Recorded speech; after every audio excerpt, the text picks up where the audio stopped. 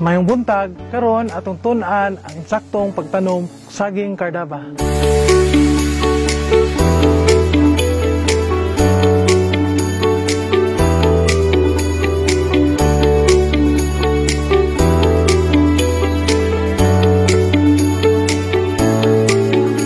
Ang una natong paghimuon sa pagtanom nato og Cardaba, pagpili og mayong luna.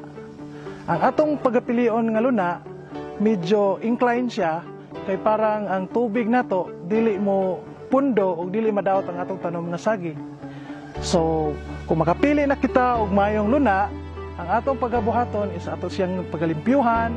Kung inani nga medyo sagbot-sagbot ang area, ang atong pagabuhaton is lampasan lang nato siya, dayon maghimo tag bangag para preparasyon sa atong pagkuha og saha para itanom niining luna. Ato ang bangag at least 1 foot ang kalalom niya ug ang yang wide pod is 1 foot gihapon. Dayon after that one magkuha ta og mga saha nga nindot nga gitawag og sword leaf katong hait og tumoy nga dahon. Dayon ato ning siyang isanitize before nato siya itanom. Dayon after siya mahuman og tanom, ato ni siyang butangan og mga organic nga mga sagbot parang mahimo na po siyang fertilizer sa inikabot sa panahon. Dayon after that one nga natanom na nato, dito na dayon ta mag-spray og herbicide para mamatay ang palibot nga sagbot.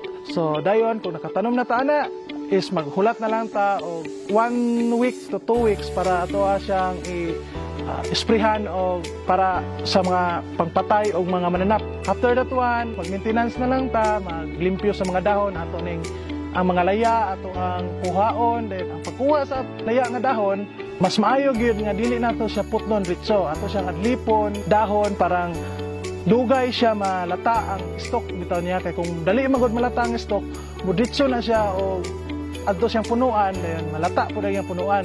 Tagabulan ta magabuno sa atong saging hangtod sa magbunga na siya.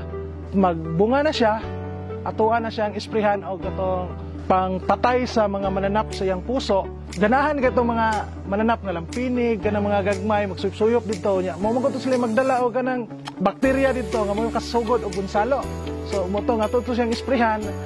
Kung mahimo, every week, hangtod mahurot o bukhad ang iyang bulak at ito siyang isprayhan. Kung masakses na after that, ako ang pamaagi diri is mag-ihap ko, ma'am, o ganang at least 8 ka sipi nga mugawas. Adisir na ako, putlo ng puso. Kaya parang ma-sure na ko ang quality sa saging nga dagko.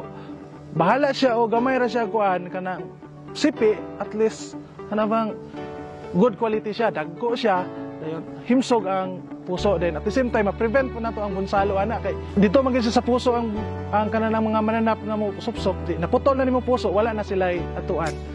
After that one, mag-spray na lang dayon tapod og mga mga foliar nga abono para sa bunga para pahimsog. Kung okay na ang tanan, so continue lang tag clean up sa atong area.